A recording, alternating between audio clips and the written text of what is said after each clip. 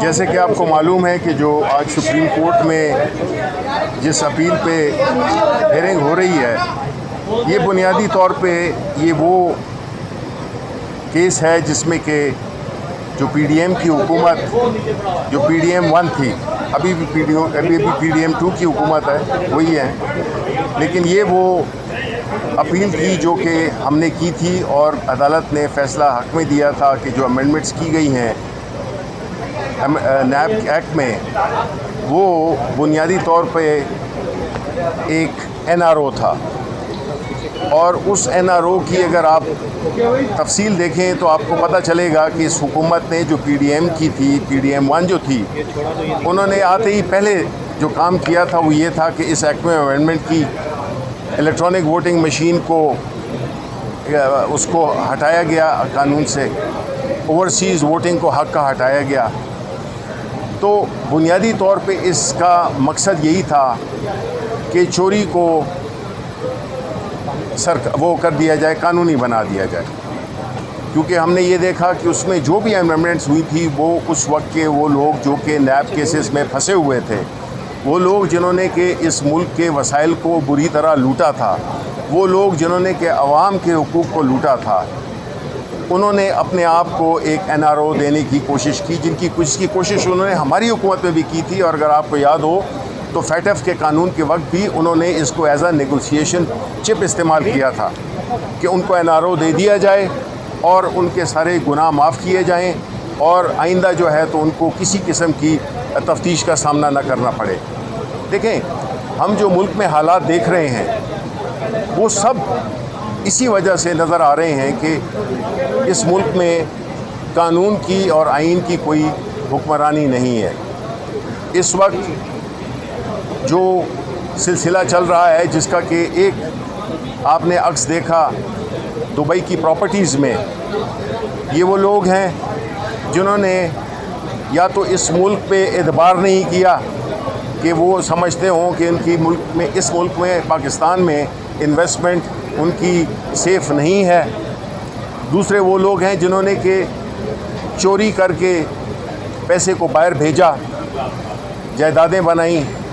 और बात इस पे ख़त्म नहीं हो जाती कि आपने डिक्लेयर किया था या नहीं किया था। बात तो ये होती है कि इसकी आपको मनी ट्रेल देनी होगी, इसमें यह साबित करना होगा कि ये पैसे मुल्क से बाहर कैसे गए, क्योंकि इसमें टैक्स की भी वो है, टैक्स से भी बचने की कोशिश है। और वो जो इल गॉटन मनी है, जो कि गैर कानूनी तौर पे बनाए गए असासे हैं, उनका हिसाब लिया जाए। अब ये जो इस तरह के कवानीन जो कि इस वक्त की और अपने वक्त की जो अशराफिया होती है, वो सिर्फ़ अपने आप को सेफ गार्ड देने के लिए कानून साजी करती है और आवाम की बुरी हालत है। आप देख लें पाकिस्तान में किसानों का क्या हाल हो रहा है। पाकिस्तान में जिस तरह की एक महंगाई का एक तूफ़ान बरपा है, उसकी तो किसी को परवाह नहीं है। वो लोग जिनके असासे बाहर हैं, उनको इस मुल्क से क्या गर्ज़ है, क्या दिलचस्पी है। इमरान खान वाहिद वो लीडर है जिसकी कि बाहर कोई जायदाद नहीं है। बड़ी कोशिश की गई है लेकिन कोई जायदाद नहीं है, बल्कि जो बाहर जायदाद थी अपने स्पोर्ट्समैन ज़माने के, उसको भी बेचकर पाकिस्तान में इन्वेस्ट किया, इसलिए कि उस शख्स का ये यकीन है कि मैं पाकिस्तानी हूँ और मेरा जीना मरना पाकिस्तानी अवाम के साथ है। उन्होंने कभी अपने लिए कोई स्केप रूट नहीं रखा, चाहे वो उनके केसेस भी हों। और ये जो केसेस चल रहे हैं, सबको पता है कि ये सियासी बुनियादों पे बनाए हुए केसेस हैं। इनको पता है, जो आज की जो हुकूमत है उनको मालूम है कि जिस दिन भी हमने ये फ़ैसला कर लिया, यानी अपने उसूलों से हट गए और हमने कोई ऐसी मफाहमत कर ली, इनकी 1 सेकंड में छुट्टी हो जाएगी। ये जानबूझकर और ये इख्तिलाफ फैला रहे हैं। ये मई 9 के वाक़े के पीछे छुपकर अपनी सियासत कर रहे हैं। ये पाकिस्तान के साथ सिंसियर नहीं है। और वो इनका पूरा जो हमारे पिछले 40 साल का रिकॉर्ड देख लें, यही 2 हुकूमतें हैं, पीपल्स पार्टी और मुस्लिम लीग नून, जो कि बरसर इक़्तिदार रही है। चाहे वो इदारे तबाह हुए हैं, चाहे यहाँ पे आइन और कानून की पामाली हुई है, चाहे वो यहाँ पे जिस किस्म की भी एक अफरा तफरी मची है, लोगों पे जो महंगाई का तूफ़ान आया है, ये जो बिजली के मुआहदे किए थे ये पीपल्स पार्टी ने किए थे। उस वक्त इन्होंने पाकिस्तान के मुस्तकबिल को गिरवी रखवा दिया, पाकिस्तान की जो यंग जनरेशन है उसको मुस्तकबिल को गिरवी रखवा दिया। उन्होंने जो भी फैसले किए वो ज़ाती मफाद में किए, बाहर जायदादें बनाई और इस मुल्क के अवाम को, चाहे वो किसान हो, मज़दूर हो, सबको अल्लाह के आसरे पे छोड़ दिया। 22 करोड़ का या 25 करोड़ के जो अवाम हैं वो ये मुल्क इस तरह नहीं चल सकता।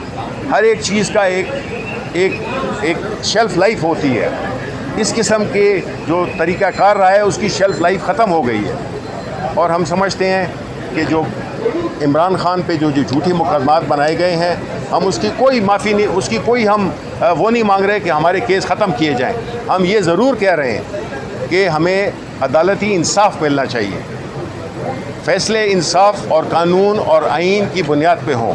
हमें नहीं चाहिए कि जी आप के ख़िलाफ़ हम केसेस माफ़ कर दें, नहीं, क्योंकि हम आइन और कानून को मानने वाली पार्टी हैं। हम इस मुल्क में कानून की बालादस्ती चाहते हैं क्योंकि वही एक रास्ता है जिससे कि गरीब आवाम और पाकिस्तानी अवाम, वो जो कि अशराफिया को से ताल्लुक़ नहीं रखते, उनका मुस्तकबिल, उनकी जान, उनका माल, उनका कारोबार, वो सारा जो है वो महफूज हो। और उसके लिए अदालतों पे बहुत बड़ा एक ज़िम्मेदारी आती है। और मैं ये समझता हूँ कि ये जो आज हो रहा है जिसमें कि खान साहब का वीडियो लिंक से रब्ता जो कि अभी काट दिया गया है, इस बात से इसका आया होना है कि जो इंसाफ है उसमें मिलने में रुकावटें डाली जा रही हैं। ये अवाम के लोग हैं। इमरान खान पाकिस्तान की जो सियासी जमात है, सबसे बड़ी सियासी जमात, सबसे पॉपुलर सियासी जमात, उसके सरबराह हैं। वो जमात जो कि पार्लियामेंट के दोनों ऐवानों में मेजॉरिटी रखती है, आप उसको इग्नोर नहीं कर सकते। अगर इस मुल्क को आगे चलना है तो हमें इंसाफ पे भरोसा करना होगा, हमें कानून और आइन के मुताबिक फ़ैसले करने होंगे, वरना इस मुल्क का कोई मुस्तकबिल नहीं है। और जो ये महंगाई का तूफ़ान है ये मज़ीद बढ़ेगा। अब हमें IMF ही की वो करनी पड़ेगी, पीछे चलना पड़ेगा कि वो जो कहेंगे हमें वो करना पड़ेगा। इन हालात में कौन लाया कि आया 3 साल, 3.5 साल की हुकूमत जो पाकिस्तान तहरीक इंसाफ की थी वो लाई, या वो लोग जो पिछले 40 साल से इक़्तिदार पे बरा जमान है? ये सारे ज़िम्मेदार ये हैं। अगर आज गरीब को रोटी नहीं मिल रही, नौजवान को रोज़गार नहीं मिल रहा, बिजली नहीं मिल रही,